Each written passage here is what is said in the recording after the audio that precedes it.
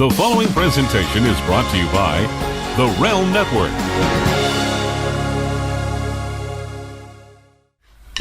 It's right about time again to swerve again, confuse the general fans again. What's up, everyone? This is Sharia. You can catch my Impact Wrestling reviews every week on the brand, and you don't want to miss them. Hello brand members and airheads, I am Chantal Air and you can watch me every weekend only on the Weekend Freak Show because there isn't anybody out there quite like Miss Chantal Air. Is there?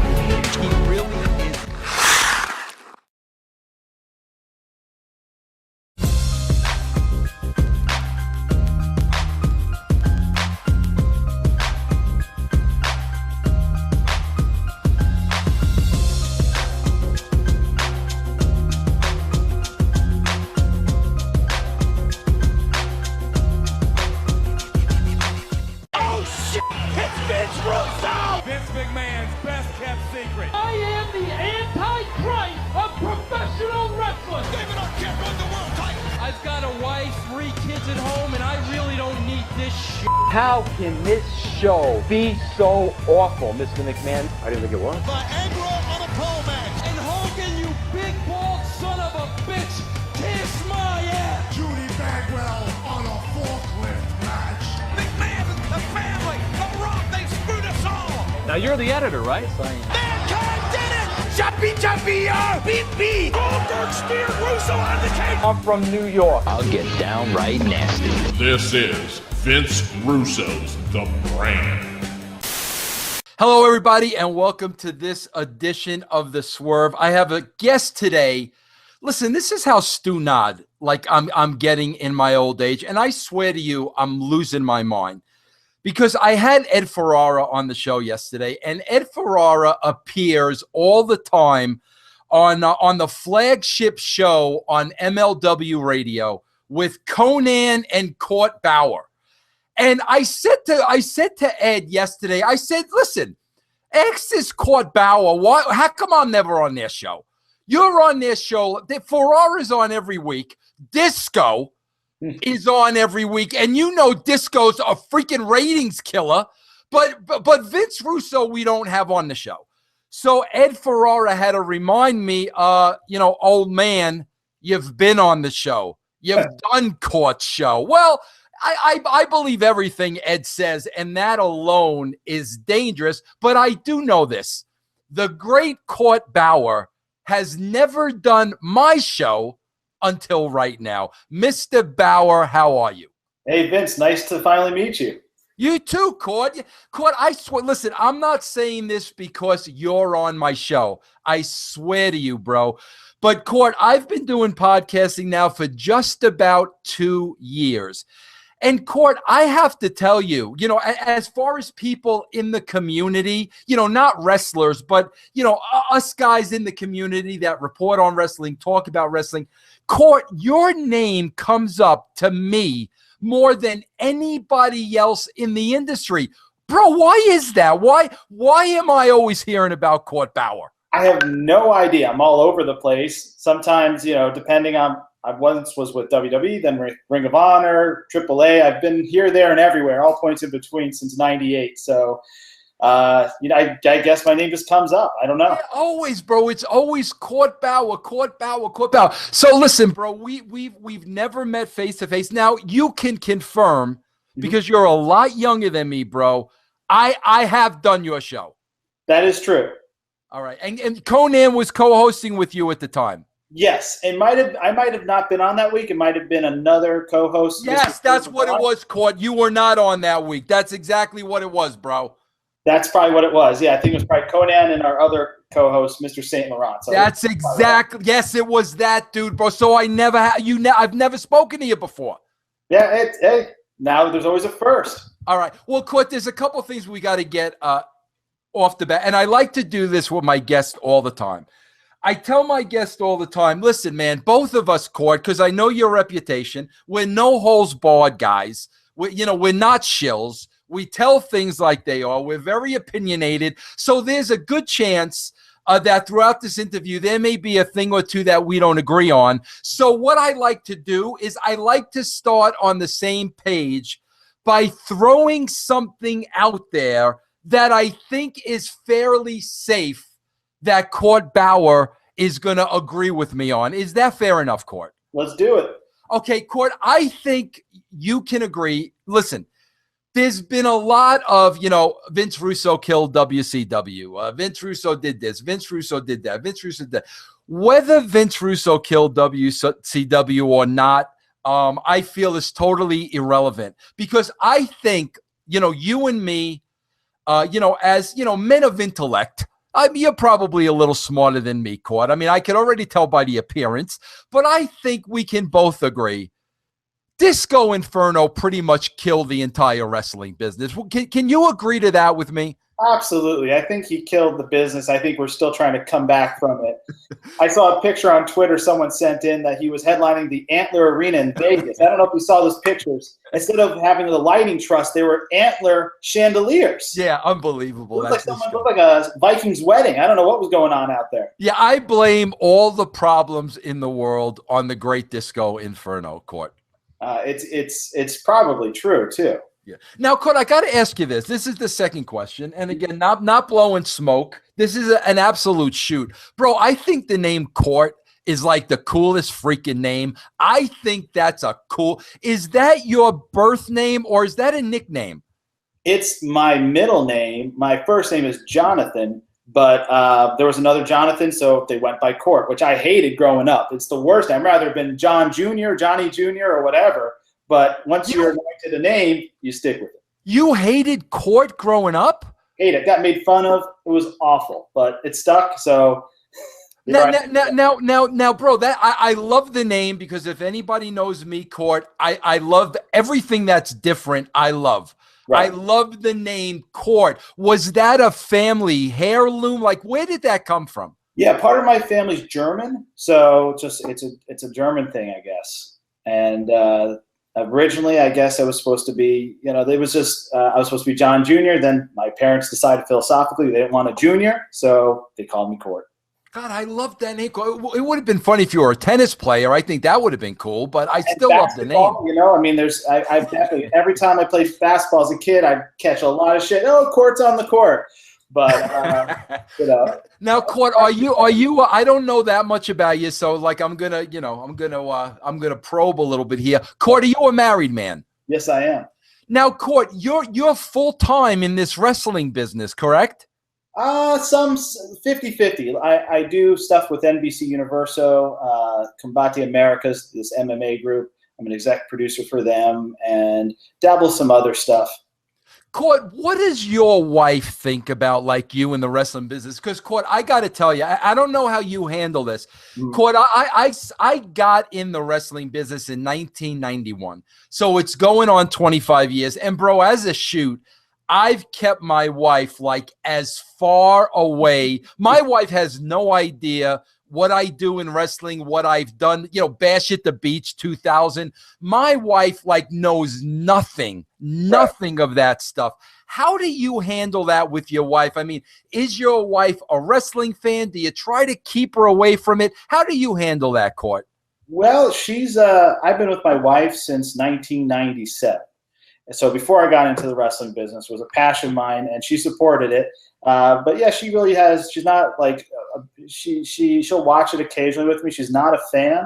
And I once got some great advice. You don't bring a dentist doesn't bring his wife to work. Why would you bring your wife to work? Yet you see it all the time, and then the problems that occur because you mix your home life with your business life. And in wrestling, that's a very dangerous formula. But I was always good about when I was away from the business, I was away from the business. When I clock out, I'm done for the day. I'm not 24/7. All right. Now, Court, I've got so many things I want to ask you, and I've got such a severe case of ADD. So I'm gonna try to keep things in order. Now, Court, here's why I respect you, and I don't even know you. You are one of the guys. You've been to the dance. Court was a writer at WWE.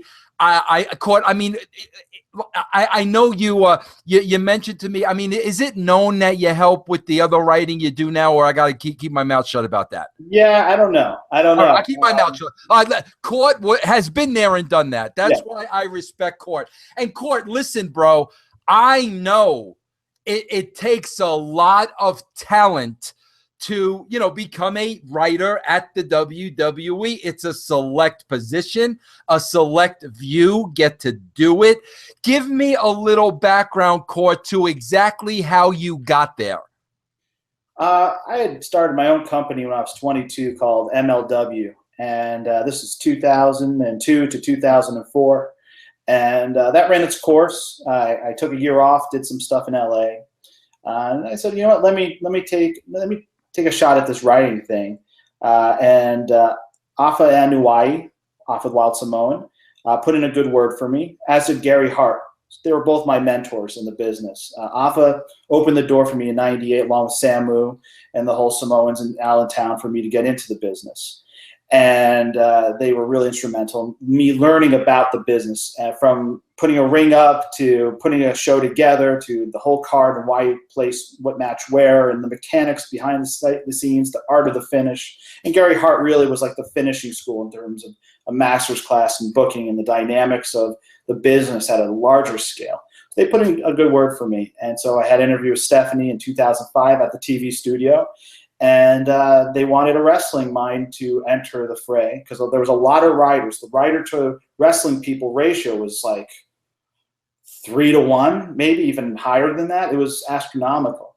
And so that's basically how I started there. We did a 3-month trial, and from there I stayed with the company about 3 years. Okay, Court, let me ask you this, because, Court, this is my biggest pet peeve. And listen, Court, Court, we'll call a spade here, and I don't care. It doesn't bother me. This is why a lot of people in the internet wrestling community hate Vince Russo's guts. You just explained to me the formal training you went through before you even set foot in the WWE, with the great Fatu, the great Gary Hart, from putting up a ring to how to lay out a show to the match order. Bro, I did the same exact thing with Vince McMahon. But listen, Fatu and Gary Hart are two freaking pros. You went through the process before you even got to the WWE. Then, of course, you did your deal in the WWE. So I look at Court Bauer, and now when Court Bauer talks on his show, MLW, with Conan, I believe what Court Bauer says. Court Bauer has been there and done that. Now, Court, listen, I'm the biggest baseball mark on the planet, Court. I've been a baseball mark first and foremost since I'm 7 years old. I've watched 1 million baseball games. I watch MLB TV from morning till night. Smoltz and Runnels and all those guys, Millar, Lowell. I love all these guys, and I sit there and I sit on their every word.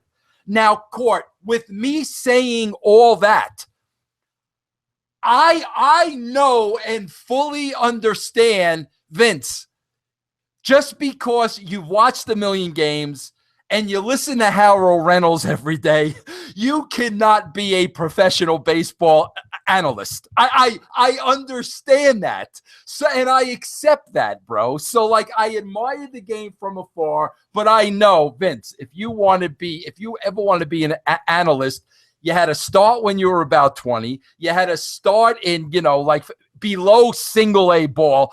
I know what goes with it, okay?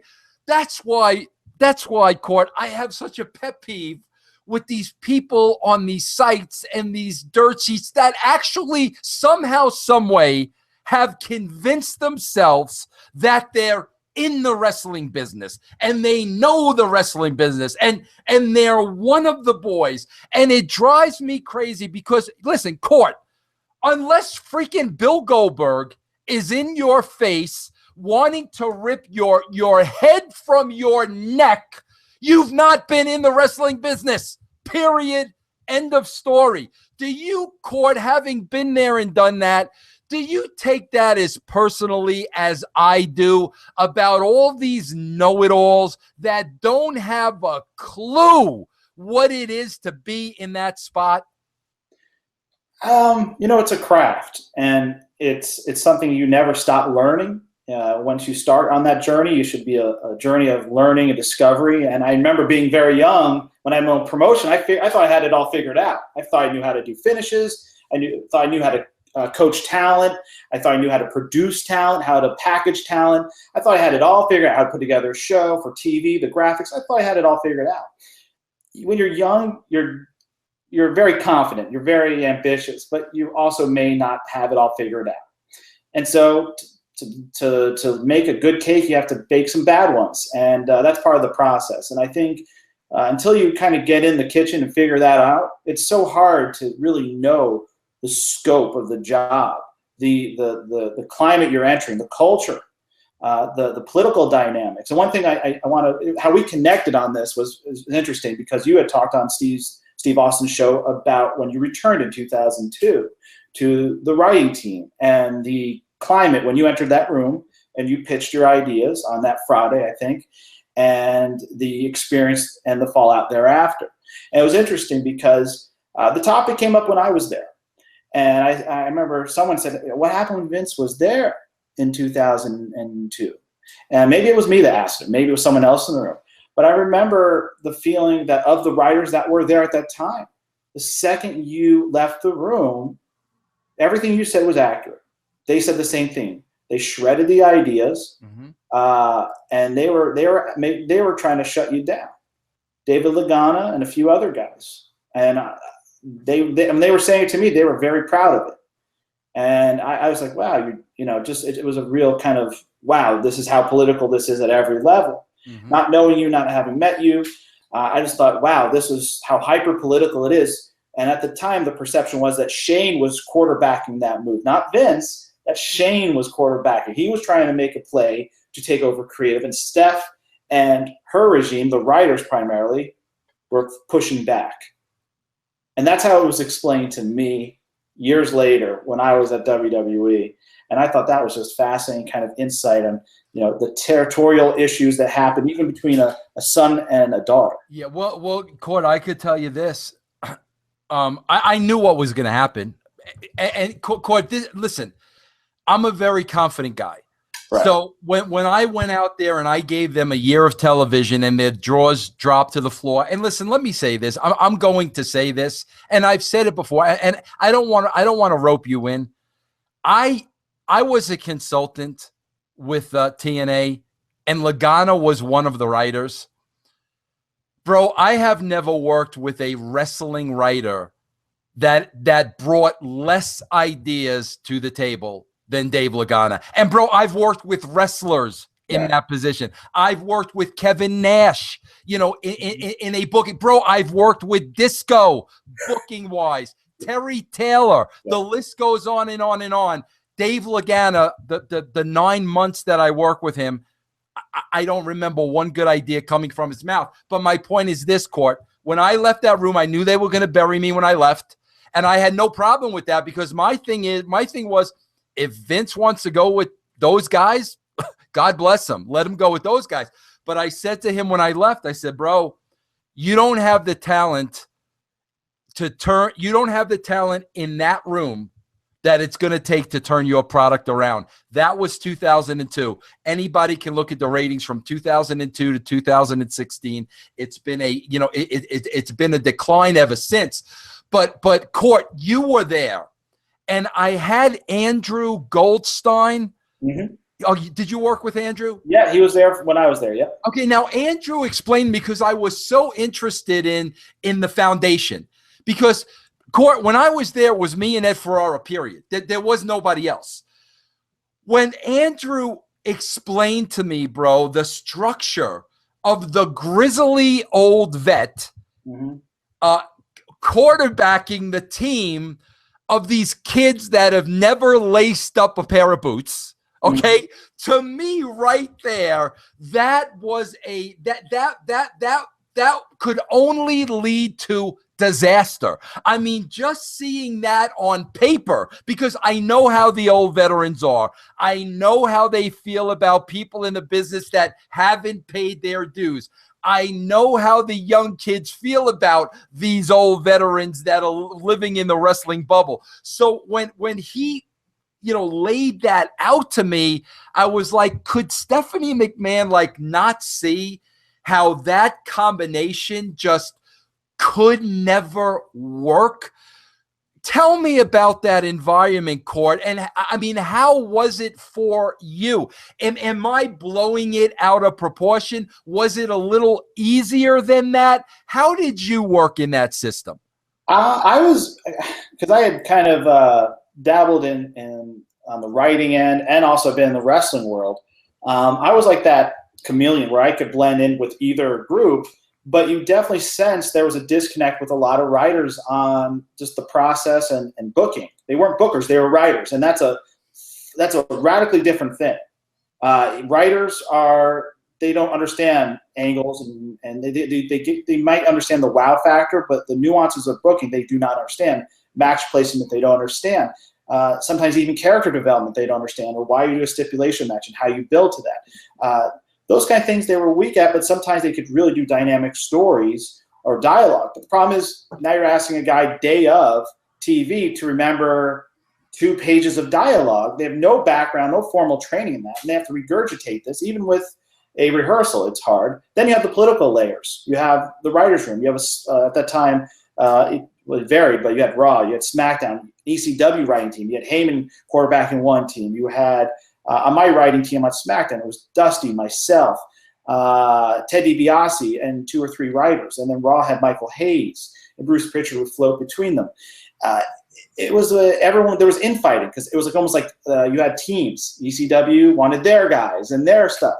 Then SmackDown wanted their stuff and their guys. And Raw wanted theirs because they were the flagship. So it was a very toxic environment. And at the end of the day, Vince loves competition, and he wanted it at that level.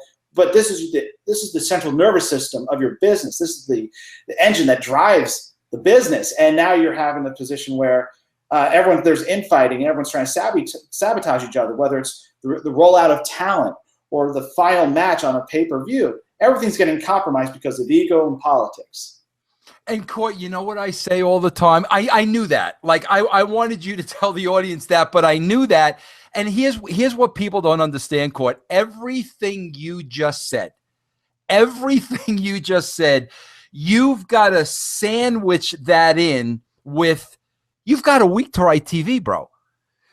So you've got a week to write a show with all that going on. And that's what I say all the time, Court, and correct me if I'm wrong, but I say, listen, I've not been there when it's 20, 25, 30 writers, whatever it is. I've not been there, but this is what I do know.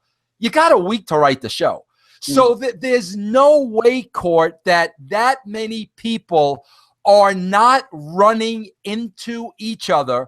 Right. The clock is ticking, and all of a sudden, bro, you turn around, and it's got to be Friday afternoon, and there's half a show. Well, what you do is you go in with at first we had a built show, and as time would go on and Vince would waffle, what you would end up doing is suggesting the main story for the show, and then you would, over the weekend, figure out the rest if he just gave you the blessing on the main topic, if you're lucky. And then as time went on, it would go to, the show, you'd have an outline on Sunday, but everything would be changed on Monday or Tuesday if it was SmackDown.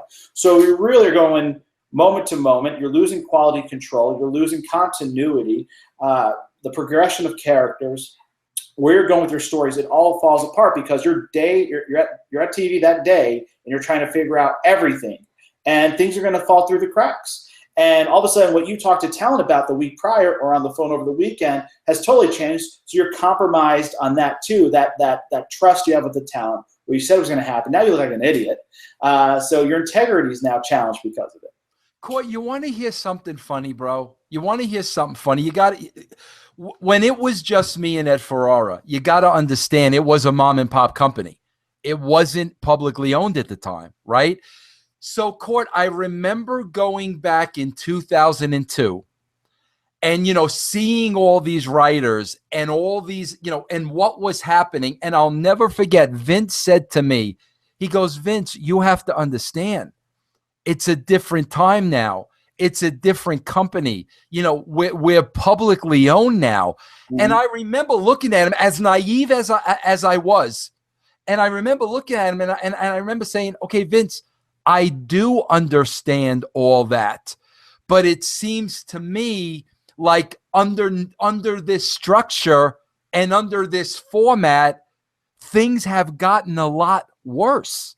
And I understand you're publicly traded now, but I don't understand why that would mean, well, instead of having 2 writers, we have to have 25. Because, Court, I could tell you this, bro. My right hand to God. Bro, when we went to TV with our show, Court, 99% of the show played out the way it was written. Here and there, one thing might change at TV, maybe. But 95% of the show, it played off the way it left when we left Connecticut. So, Court, here's what I'm having a problem understanding. Why did it go from 2 men dotting the I's, crossing the T's, everything fell in line, everything had follow through, to 25 guys, total chaos, because we're now publicly owned? I don't understand that.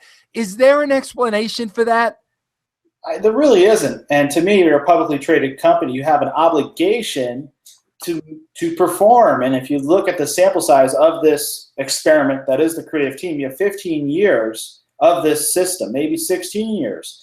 And you have a great sample size. It's the ratings. And you see them go in one direction. If this was any TV series, the lead writer would be gone. The exec producer would be gone. They would have gone through a whole regime shift. The whole writing room would be gone. Here, they just continue to actually bulk it up. From when I was there, it was maybe 10 people at most, to now it's 15, 20. You have a home and away team. Do they have an all-star team? I don't know, but it's. What does that boggle your mind? And listen, it's not the WWE. I look at TNA and I'm like, okay, you've managed to go from 2 million people to 200,000 people, but yet the guy that you lost 2 networks on John Gaborik's dime. You've lost Spike. You've lost Destination America, and Pop TV's right around the corner because TNA promised them 1 million viewers. So they're right around the corner. Meanwhile, Lagana is still there. And I'm sitting here and I'm saying, you've gone from 2 million people to 200,000 people, and the same people are still there. Right. Court, I don't understand that, because at the end of the day, Court, we're talking about a business. Right. Wrestling's a business like any other business. Why is the failure allowed to continue? Well, I was always puzzled by the John Gaborik acquisition. From my experience working with him at WWE, he was, it's probably being complimentary to call him a field producer, but what he would do is he would assemble all the logistics, the sound guy, the camera guy, get the permits to shoot, a vignette with Tatanka in North Carolina. And that was his obligations. And he was under Kevin Dunn's umbrella in the TV department. And he was Kevin Dunn's friend from high school. But that all said, that was it. He never sat in a creative meeting. He never sat in marketing, branding, talent relations. Yet he sold TNA on that, which was a false bill of goods. And so he's now running a large part of that central nervous system. And you can see the problems. It's you're only as good as the personnel you're surrounded by. And unfortunately, they're in a position where they're not growing their business. They are in severe contraction, and they don't have a solution. There's no answer right now that I see. There's no sex appeal to their product. No. Court, what was your relationship? I want to find out. What was your relationship with Stephanie, and also what was your relationship with Vince? Steph and I never really were on the same page. I got along great with Vince. I found my personal experience, anytime like Steph was out, or it was just I got to sit with Vince on a plane once or twice, just Vince, Linda, and myself. We got 3 shows done, and it was easy. I believe that. Yep. I was able to introduce talent, get new talent on board, polish some things up, and that show was locked, sealed, and delivered. We showed up. We had the agent meeting. and the show went right into production. It was amazing. And so when Ed Ferrara has told me, oh man, it was just me and Vince, we would just figure it out and over the weekend fine tune it. I'm like, oh my God, that sounds like a fantasy, because I never really got to experience that other than a very short period. Where you get Vince in a vacuum, it was amazing. He was more engaged. He was more invested. And you got to learn from Vince, which was like a master's, like going to Harvard for an MBA in wrestling. Yep. But at the same time, it was a good like give and take thing, and you could see the process working. And then you had right there the automatic blessing of the Pope. So you then go to talent relations, you go to production, say, hey, Vince, this is what we're going to do. Kevin Dunn, we need this done, that done. Now there's so many layers that you have to get, so many levels of blessings, and it's just such a bureaucratic mess that it's like paralysis by overanalysis, and Vince is more detached. Now only a few writers meet at the end of the day with Vince, which I understand there's a million writers. But you can tell you how the system has gotten so big and twisted. And it's problematic. Now Stephanie isn't involved with creative. Now Hunter is, and I understand it's improved, but it's at the end of the day, it's still a very disjointed process. The creative process worked at its best in the 90s because you essentially had a booker and assistant booker with you and Ed, and you had the promoter and Vince. And whether it was the Florida territory with Dusty and Gary Hart, or Bill Watson Dusty, or Bill Watson Gary Hart, or any territory, you always had a booker and you had an assistant booker. And that always has worked. It always has. It was a tried and true formula, and then we shifted and it became something else. And it's mutated, and it's just continued. Court, listen, I'm meeting you and talking to you for the first guy. And it's funny, when you said to me, you know, I got to sit a couple of times on the plane with Vince and Linda. I could see you're the kind of guy that could sit with Vince and Linda, because Vince and Linda are going to like you. I could already, I know when I'm doing an interview with somebody, whether they're a likable person or they're an a-hole. You're a likable guy. So my question is, what was this with Stephanie? What was it from your point of view? I know we just, it was an odd thing. Maybe, you know, Alex Greenfield, another writer from that time, good friend of mine, who got along great with Stephanie and didn't get along with Vince at all. We would just try to figure out what it was, and we really never came to a conclusion that, you know, what it was. I don't know if it was just she, like one theory we had, and it's a crazy theory, but like, so I come from money. Steph comes from money. And there was maybe some measuring going on, and have that power over someone that had money as well. Lived in the same neighborhood, so to speak. Maybe there was something to that. Maybe it had nothing to do with it. It was just two personalities that just never could just jive. You know, I'm pretty zen about it. I don't hold it against her. I got along with the rest of the family great. Linda, Shane, Vince, great. Steph and I the only time we got along was when both my wife, and she was expecting, so we all bonded, talking about the whole pregnancy thing and all that, getting ready for a baby. That was the only time we really, for like 8 or 9 months, vibed. But beyond that, it just never happened. Now, Cord, now that you told me, that you're from money, am I embarrassing you with all my goodwill knickknacks? I mean, you're gonna appreciate this. Do you know what his name is? No. Gabrick, because I had somebody on the show that kept pronunciating John Gaborick's name as Gabrick. So this is my little buddy Gabrick. $6 at Goodwill. Does this offend you, Court? I just want to make sure. I got an Ecto 1 right here. All right, okay, good, bro. We're on. I fuck around with this too. All right. Hey, Court. So listen, let me ask you this, bro.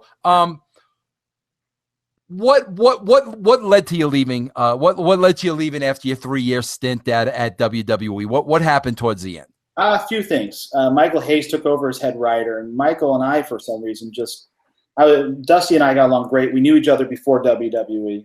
Dusty actually worked for my company, so he actually taught me a lot back in the day. But Michael and I never got along, and when he got power, he became tyrannical, so we started to clash more. But also, the Benoit family tragedy was a pretty ugly moment. And that happened the summer 2007, and I was, at that point, I had a newborn. I was looking to get off the road a bit, and looking at my resume saying, man, this they're not handling this well, and it's like a damage control thing, and they wanted the writers to actually spin the damage, and it's like, that's not our gig. Yeah. And I was just like, man, I had opportunities in MMA and elsewhere. I was like, I think this is the time to get out. Plus, the real thing for me was I was going up. My grandmother was dying, cancer. This is like the send off, saying goodbye, and all that stuff. And they called me in saying, hey, you got to get here right away. We're having a damage control meeting about what to do. I'm like, my grandmother's about to pass. I'm going upstate to say goodbye. I'm like, well, you'll have to tell that to Stephanie because she's not going to be happy about it. This is what the assistant says.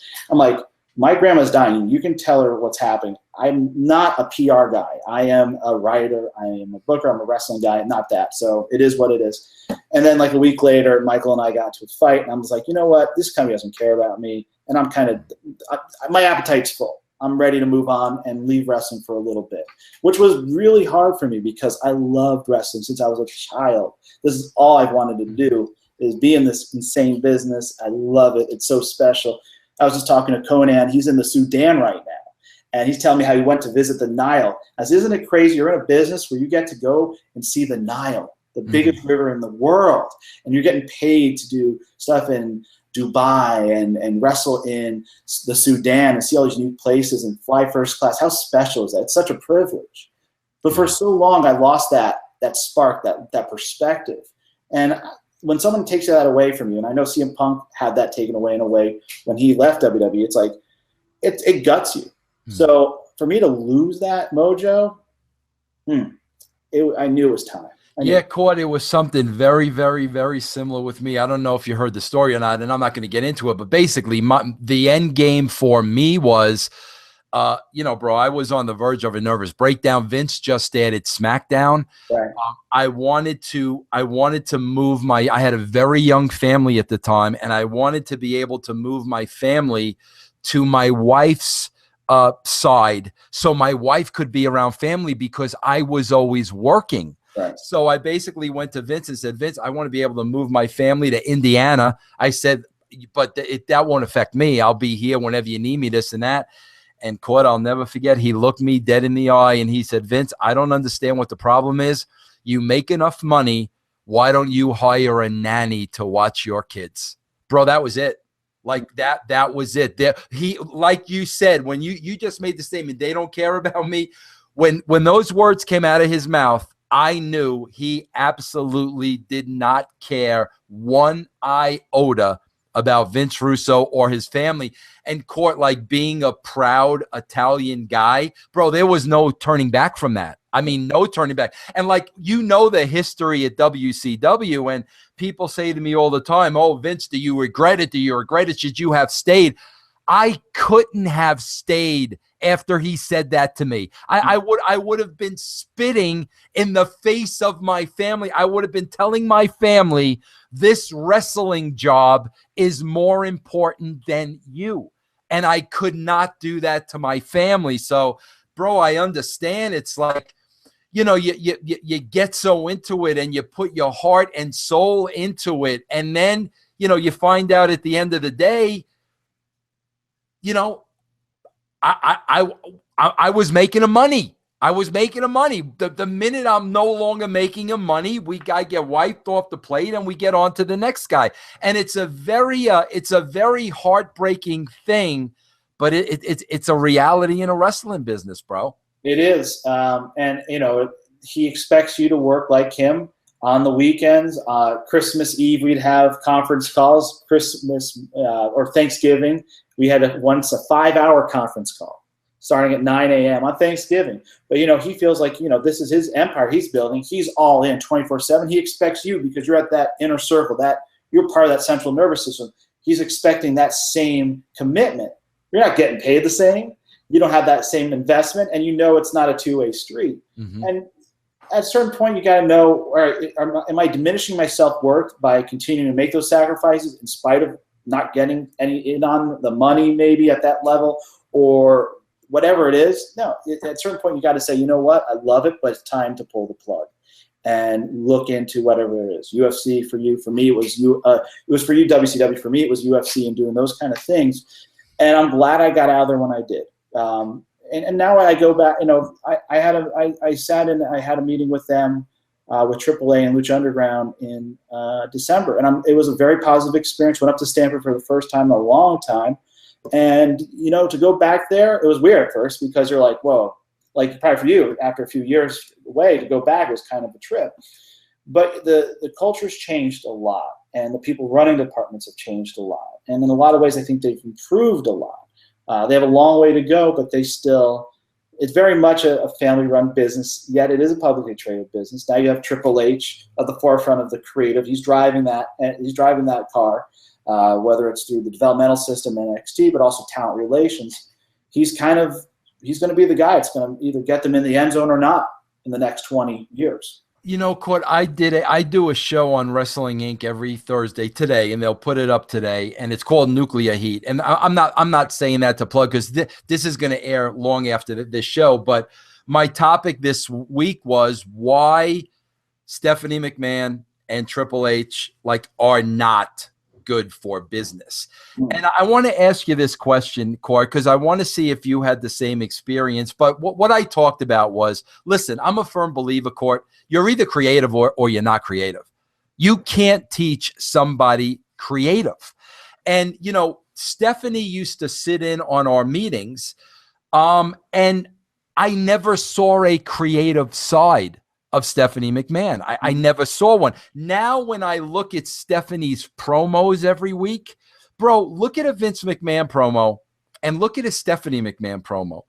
Every Vince McMahon promo was different. Stephanie McMahon's promo is, I'm the boss, you're in my ring, my husband's Triple H, get out. That's every promo. There's no creativity in her words, in her verb. So, in my opinion, she's not a very creative person. I believe when Vince put his own daughter in that spot, that was the absolute kiss of death, because no matter how, if she failed, Vince was not going to replace her. As a father, he was not going to leave egg on his daughter's face. And you said that earlier in the interview. Heads would have rolled, bro. Like 6 months. 6 months when those ratings started to nosedive, heads would have rolled. I feel he put himself in a position where I can't replace my daughter no matter what. It's my daughter. But secondly, Court, I want to see if you ever had this experience. Court, I worked with a lot of the boys who were wrestlers and then they went into creative. Okay, I'm talking about Triple H now.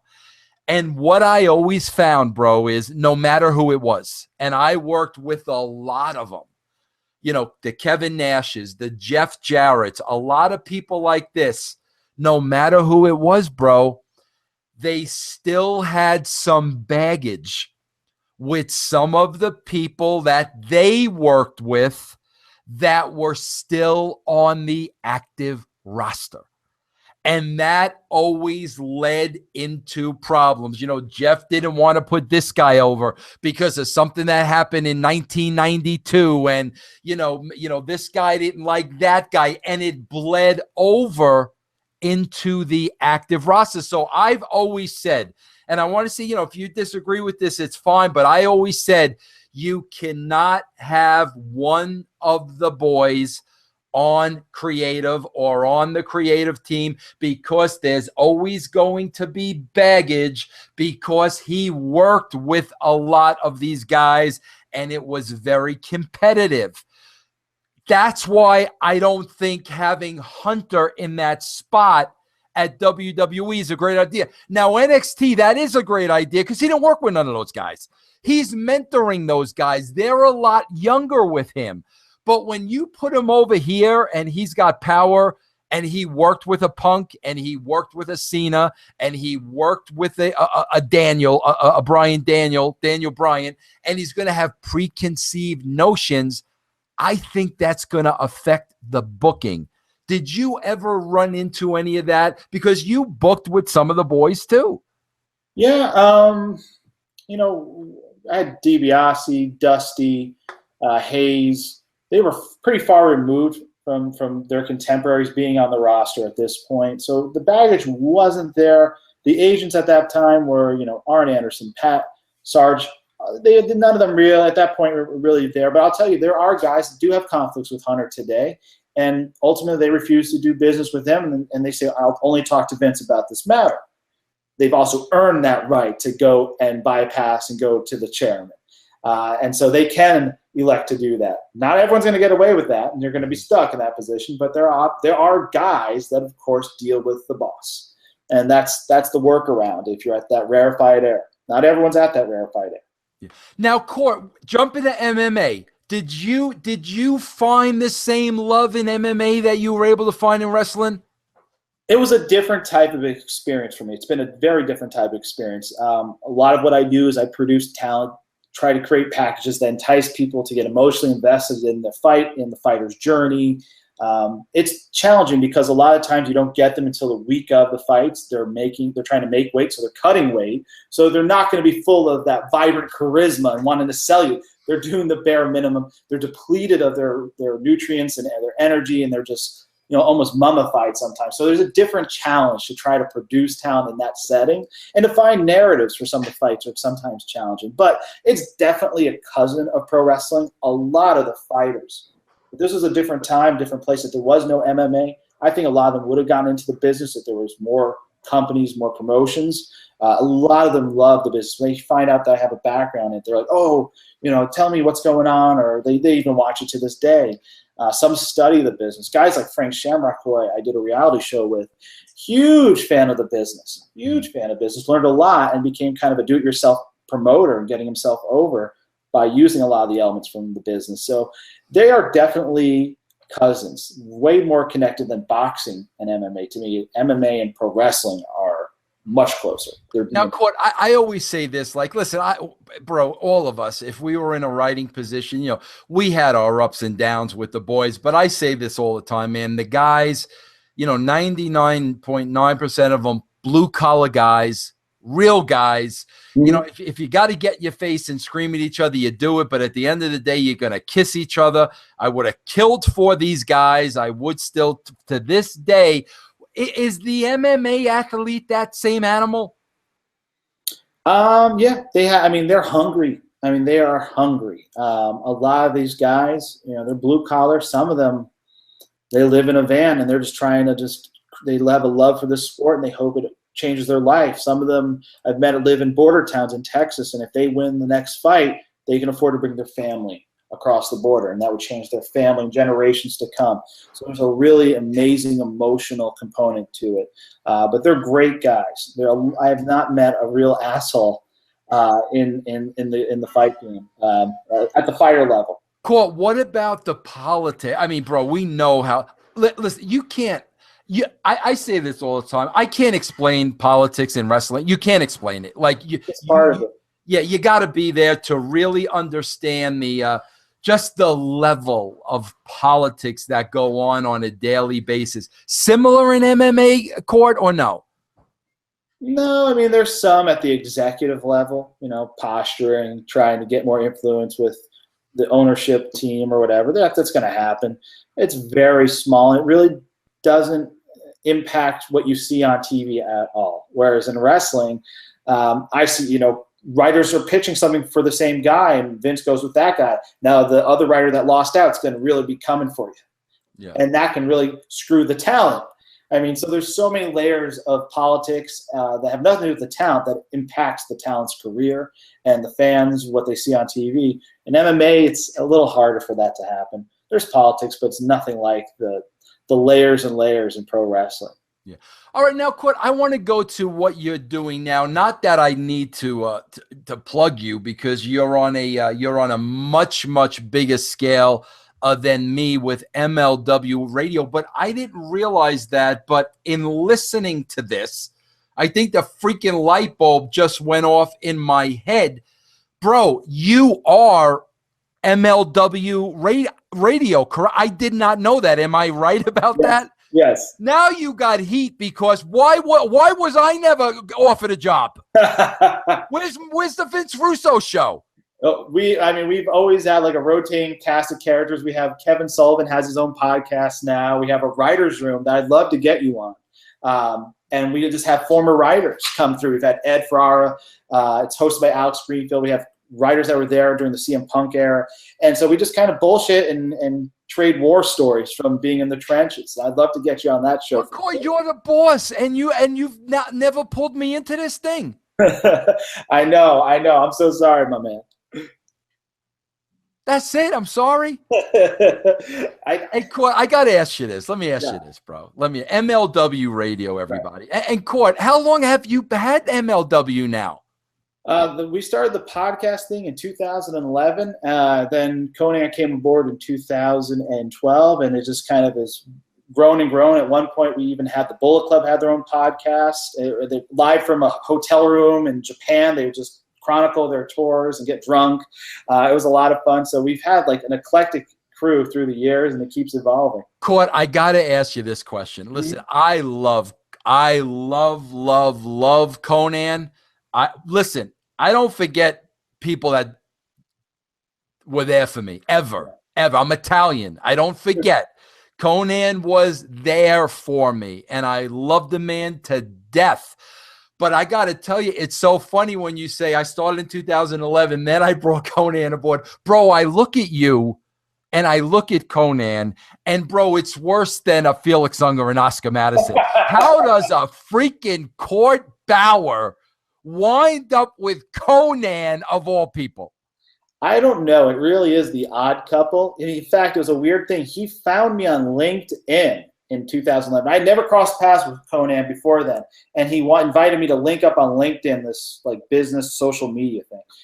And I accepted. I was like, I never met Conan. If this was a real guy, this is interesting. So we then got on a phone call. We spent like 4 hours talking. I had worked with Vampiro. He had worked with Vampiro. We worked with a lot of the same people, yet we had never crossed paths.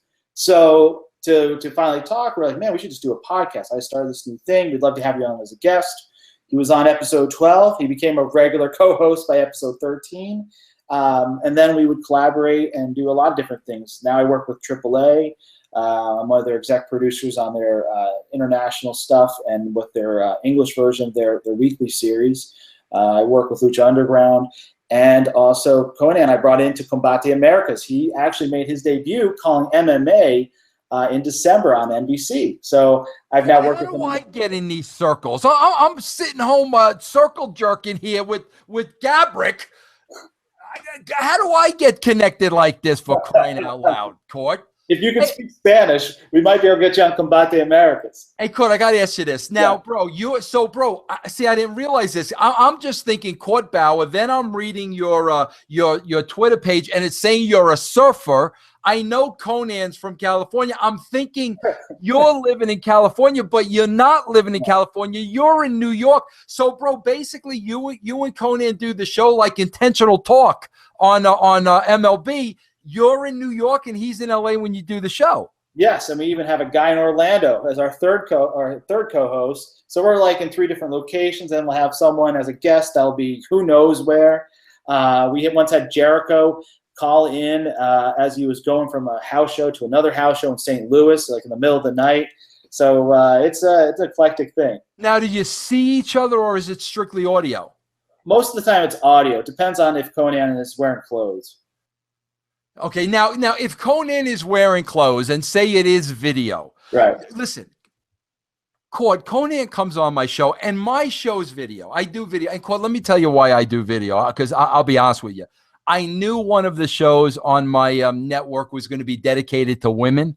Mm-hmm. And I was like, there's no way I'm getting these beautiful women on my show and not looking at them for an hour. Like, I'm not going to bring Velvet Sky on my show and talk to her on the phone. I want to see Velvet. You know what I mean? Of course. So, bro, Conan comes on my show, and, bro, for the entire hour, he's freaking rolling pot and smoking joints. Bro, and I'm saying, Conan, this is video. This is video. Should you really be doing that? Now, Court, do you allow Conan to do that on your show, or is it that I'm just a Mickey Mouse organization over here? No, he's been known for the occasional bong hit on the show. I'm not going to lie, that we've had a few bong hits on the show. Not you, Conan. Conan. Okay, all right, yeah, all right. No, again, our gimmicks are totally different. And now, Court, you don't use Vince Russo, but the Disco Inferno is a regular on MLW. How does that work, bro? Conan somehow dragged Disco into the fray at some point. And, Disco, once he gets the door open, he's just going to weasel his way in there. And it's great. I got to actually meet Disco for the first time, actually, when I was in Vegas doing an MMA show in September. I had never met him. I'd done the podcast maybe on and off for a year or two. We got to meet him. And, of course, he found a way to expense his meal to the MMA promoter. Now, listen, Court, don't tell me. I will lose all the hopes and all the dreams of MLW since they've shunned Vince Russo. Right. Please don't tell me Vampiro is a regular visitor on MLW. No, he did one show where I was the referee between Conan and Vampiro, and they made up. It might have been just temporary for all I know, those two. But we definitely did one show with Vamp, which was a really cool show. Oh, bro, Vamp and Conan, that had to be money, bro. That had to. I wish I was a fly on the wall. Yeah, I really didn't do much. I just listened, and they went back and forth. I'm like, I'm just laying out because there's no real reason for me to be in this. But those two have some major history. It's pretty cool. Now, Court, do you work off subs? I mean, explain to everybody if they want to, get on MLW, which I think is great. Listen, bro, a lot of people, I got to set this record straight about something, okay? First of all, you and Conan do a show. I love Conan. I like you a little because you've shunned Vince Russo, so I don't love you, but I love Conan. Bro, listen, I'm a big fan of Kevin Sullivan. I think Kevin Sullivan had a lot to do with the politics in WCW that took me down. I don't care about that. I think Kevin Sullivan's a creative genius. I'd love to have Kevin Sullivan on my show. Mm-hmm. And then, bro, you got the Jim Cornette show. And, bro, listen, you can listen to any one of my broadcasts. The Vince Russo Jim Cornette feud, it's a one-sided feud, bro. I never say anything bad about Jim. I never cuss Jim. I never bury Jim. I always say that, Jim is a creative genius. Bro, Jim Cornette and Dutch Mantel, I've never worked around two guys that their minds are just like, you just can't think on the same level as these two guys. I always thought that would have been a great reality show, Dutch and Cornette living together. But you got a lot of great personalities on this network. Conan, Cornette, Kevin Sullivan. So how do people I don't know, is it subscription? Is some free? How does it work, Court? Well, what we do is we offer free shows, and most of the personalities also do VIP premium shows that are available via subscription. And then after about 15 episodes, our free shows go into the premium section. So if you haven't gotten to them right away, they're going to go away. And so that's how we do it. We have some premium exclusive shows, like the Writers' Room is a VIP only show. And what's great about that is they really win. If you're a VIP subscriber, you win with all that great content. Like we're going down to Dallas. We do a show called Wale Mania with the rapper Wale. Ed's all excited about that, bro. Yeah. It's going to be a lot of fun. We sold out in 120 minutes of putting tickets on sale for Good VIP. For you, man. It was crazy. So we're going to air that show live as a VIP exclusive. We're going to do a house party show with Live Nation. It's just going to be at a mansion in Dallas. We're going to do a show just on the road, maybe at Jim Ross's one-man show thing. So VIP subscribers get a lot of perks like that. We give them a lot of extra content, crazy, wacky content. Bro, how come I'm not in the whale loop, the Texas Mansion loop? I'm not in any of the Court Bauer loops, bro. Hey, we'll get you looped in now. Hey, listen, am I missing any other personalities on the network? Probably. I can't keep track. We have a million shows at this point, but yeah, you think you nailed all of them. All right. Well, MVP. He also has a show. Oh yeah, okay, yeah, his show's with you too. Oh, good for you, bro. So there's a wide array of personalities, bro.